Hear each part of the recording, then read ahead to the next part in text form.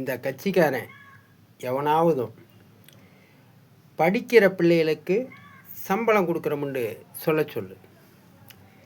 மத்திய சர்க்காரோ அல்லது மாநில சர்க்காரோ அல்லது உலக வல்லரசு நாடுன்னு சொல்லக்கூடிய எச்சிக்கல்ல நாய் ட்ரம்பு அமெரிக்காவில் உள்ள ஏதாவது ஒரு மாநிலத்துக்கு படிக்கிற பிள்ளைகளுக்கு சம்பளம் கொடுத்தேன், 10, 11, 12 படித்த பிள்ளைகளுக்கு வேலை வாய்ப்பு கொடுத்தேன் என்று நிரூபித்து காமிடா. ஒன்றும் இல்லாத ஒரு நாட்டில் போய்கிட்டு அணுகுண்டு வச்சுருக்கான்னு சொல்லி சோதனை பண்ணி அதை பொய்யான பிரச்சாரம் பண்ணி அந்த நாடியிடம் போய் சண்டையிட்டு இன்றைக்கி உலக வல்லரசு அமெரிக்கா அசிங்கப்பட்டு நிற்கிது. ஆகையால் இந்த இவிஎம் மிஷினை இந்தியாவுக்குள்ளே பயன்படுத்தியது இந்த ட்ரம்புடைய அமெரிக்காவுடைய இவிஎம் மிஷினை தமிழ்நாட்டில் பயன்படுத்தக்கூடாதுன்றது தான் செருப்படி. இந்தியா பிரதமர் என்ற பொண்டியப்பயலுக்கு இந்தியா மக்களுக்கு தான் ஓட்டு போட்டாங்க. அதனால் இந்தியாவில் உள்ள மக்களை தான் நீ அந்த மக்களுக்கு நல்லாட்சி கொடுக்க வேண்டும். இந்த இவிஎம் மிஷினில் ஓட்டு திருட்டு பண்ணி ஆளுவதற்கு இந்த மிஷினை அனுமதித்த நீதிபதிகள் யார்? அதே மாதிரி 1 கோடி ரூபா கபடி பிளேயருக்கு கொடு என்று சொன்னேன். ஸ்டாலின் கொடுக்க வக்கில்லாத நாய். ஜெயபாண்டி சயின்டிஸ்ட் நான் கொடுக்குறேன்றேன், 25 லட்சத்தை வாங்கிட்டு போ, ரிட்டன் வாங்கு என்று ஜெயபாண்டி சயின்டிஸ்ட்டு சொன்னேன். அது வாங்கலை. அதனால் இந்த மு கருணாநிதி மகன் ஸ்டாலின், உச்சாத்தேவர் மகன் இந்த சாதனையை செய்து முடிக்கிறானா அல்லது இந்த கருணாநிதி பொண்டுவப்பைய மகன் செய்கிறானா என்று பார்ப்பது தான் நான் இவ்வளோ கடினமாக வையும்போது ரோசம் வரணும்டா. மானம், அந்த மானம் மரியாதையில் இருக்கணும் ஒரு கட்சி நடத்துகிறவனுக்கு. ஆம்பளமாய் ஜெயபாண்டி சயின்டிஸ்ட்டு நிரூபித்து காட்டுறான்னு சொல்கிறா பொட்ட பயலே. இல்லை இனிய மாதிரி இந்த மாதிரி பத்திரத்தை வெளியிடு ஆம்பளையாக இருந்தால். பொட்ட பயலே ஸ்டாலின், பொட்ட பயலே, இந்த மாதிரி ஆம்பளையாக இருந்தேன்னா மதுரை மாவட்டம் முழுவதும் படிக்கிற பிள்ளைகளுக்கு சம்பளம் கொடுக்குறேன், 10, 11, 12 படித்த பிள்ளைக்கு வேலை வாய்ப்பு கொடுக்குறேன். நான் ஒரு இடிஞ்ச வீட்டில் குடியிருக்கிறேன், ஒரு சாதாரண கட்டட தொழிலாளி. ஒரு செல்ஃபோனுக்கு கூட கரெக்டான தேதியில் ரீசார்ஜ் பண்ணாத ஒரு ஜெயபாண்டி சயின்டிஸ்ட்டு ஒரு முதலமைச்சர் என்ற பொண்டுவப்பையில் சவால் விடுறேன், இந்தியா பிரதமர் என்ற பொண்டுவப்பையில் சவால் விடுறேன். என்னையை பார்த்து ஜெயபாண்டி நீ ஒரு ரீசார்ஜ் கூட சரியான நேரத்தில் கட்டவில்லை, நீ எப்படி மதுரை மாவட்டம் முழுவதும் வேலை வாய்ப்பு கொடுப்ப? அப்படி என்றாலும் சொல்லு. ஆம்பளையாக இருந்தேனா ஒரு இடிஞ்ச வீட்டுக்குள்ளே ஒரு 500 ரூபா வீட்டுக்குள்ளே வாடகை கொடுத்து குடியிருக்கிற ஜெயபாண்டி, உனக்கு இந்த தகுதி இருக்கான்னு மட்டும் சொல்லிப்பார்.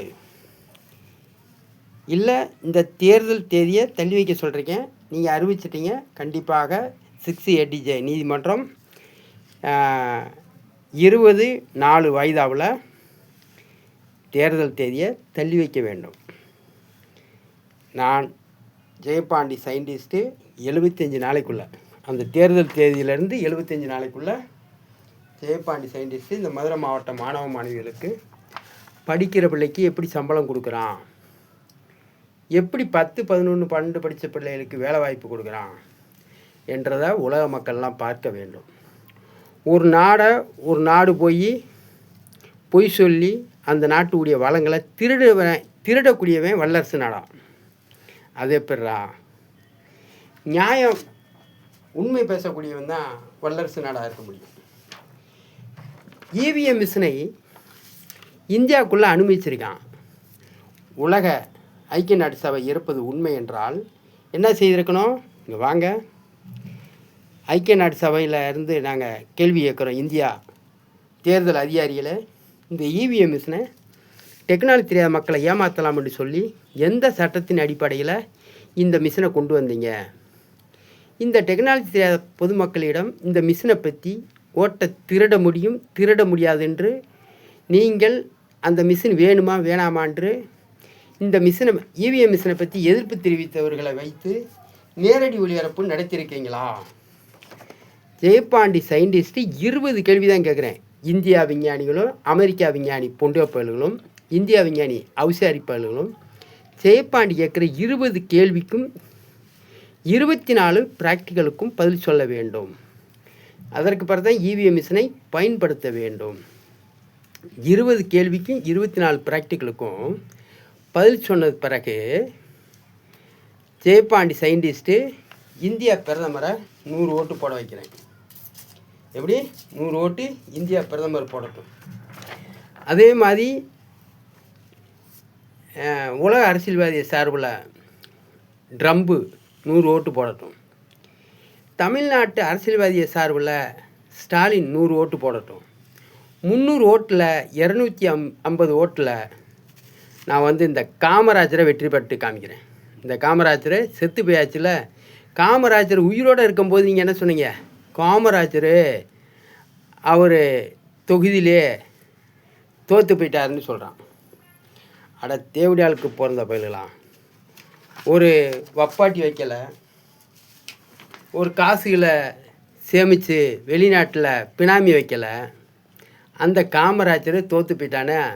நல்ல தேர்தல் அதிகாரியாக இருந்தால் என்ன செய்யணும்?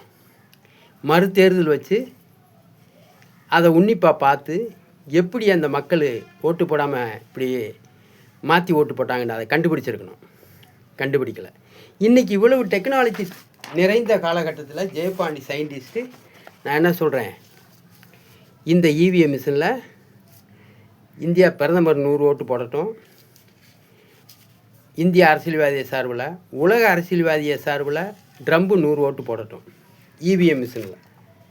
ஆனால் ஜெயபாண்டி சயின்டிஸ்ட்டு இந்த காமராஜரை 250 ஓட்டில் வெற்றி பெற வைக்கிறேன் நேரடி ஒளிபரப்பில். அதற்கு பிறகு தான் தமிழ்நாட்டில் தேர்தல் நடத்தப்பட வேண்டும். அதற்காக நான் கவுடி பிள்ளையர்களை நான் கூப்பிட்ருக்கிறேன் சிறப்பு விருந்தினராக. அதேமாதிரி அத்தனை நீதிமன்றத்துக்கும் 5 முறை அக்னாலஜ்மெண்ட் கார்டோட நான் லெட்ரு அனுப்பியிருக்கிறேன். இந்த அக்னாலஜ்மெண்ட் கார்டுக்கு கண்டிப்பாக சிபிஐ கோர்ட், 6ADJ, PTJ, ஜெயம் 2, ஜெயம் 1 நீதிமன்றங்கள் பதில் சொல்ல வேண்டும். அதாவது தேர்தல் அதிகாரி இந்த மாதிரி ஒரு வழக்கு இருக்குது, இந்த வழக்குக்குரிய ஜெயபாண்டிக்கு பதில் சொல்லாமல் தமிழ்நாட்டில் தேர்தல் நடத்தக்கூடாது என்றதுக்காக ஜெயபாண்டி சயின்டிஸ்ட்டு அவனுக்கு நிதி உதவி கொடுத்த NSM Shahul Hameed IT manager, எப்படி வெளிநாட்டிலேருந்து ஐடி மேனேஜர் எனக்கு நிதி உதவி கொடுத்துருக்காரு. அந்த நிதி உதவியில் நான் வேலைவாய்ப்பு 10, 11, 12 படித்தவங்களுக்கு புதிய வேலைவாய்ப்பு, அறிவியல் வேலைவாய்ப்பு, படிக்கிற பிள்ளைகளுக்கு சம்பளமும் கொடுக்க இருக்கிறேன். எப்படி சம்பளமாக கொடுக்க முடியும் என்று கேட்டால், இந்த இருக்குடா பொண்டிய பிள்ளைலாய் 1ஆம் வகுப்புக்கு 25 ரூபா ஒரு நாள் ஒன்றுக்கு சம்பளம், மாதம் எவ்வளோ வருதுன்னு கணக்கு பண்ணிக்க. அப்போ வருஷத்துக்கு 90,000 ரூபா வருது. ஒரு நாள் ஒன்றுக்கு 2ஆம் வகுப்பு மாணவனுக்கு 50 ரூபா சம்பளம், கணக்கு பார்த்துக்க. வருஷத்துக்கு 18,000 ரூபா சம்பளம் வருது. அப்போ இப்படி சம்பளம் கொடுக்கும்போது 12வது படிக்கும்போது அது படித்து முடித்தோடனே படித்த நாளை வேலை பார்த்த நாளாக கருதி இழப்பீடு தொகையாக 7,02,000 ரூபா கொடுத்து சர்டிஃபிகேட்டு கொடுத்து வீட்டுக்கு அனுப்ப வேண்டும். அவர்கள் கொத்தடிமை இல்லை. பண்ணைக்கு இருக்கிறவர்களை காட்டிலும் கேவலமாக படிப்பை சொல்லி மக்களை ஏமாற்றிருக்கிறீங்க. அந்த ஏமாற்றுற வேலையை அதற்கு பரிகாரமாக இழப்பீடாக படித்த நாளை வேலை பார்த்த நாளாக கருதி இழப்பீடு தொகை கொடுத்து ஊக்கத்தொகை பண்ணணும். PO ஜெயபாண்டி சயின்டிஸ்ட்டு ஒரு ரீசார்ஜ் கூட லேட்டாக பண்ணக்கூடியவன். அவனை எதிர்த்து குரல் கொடுக்க ஆள் இல்லை. நன்றி, வணக்கம். அடுத்துட்டு இதில் பேசுவோம்.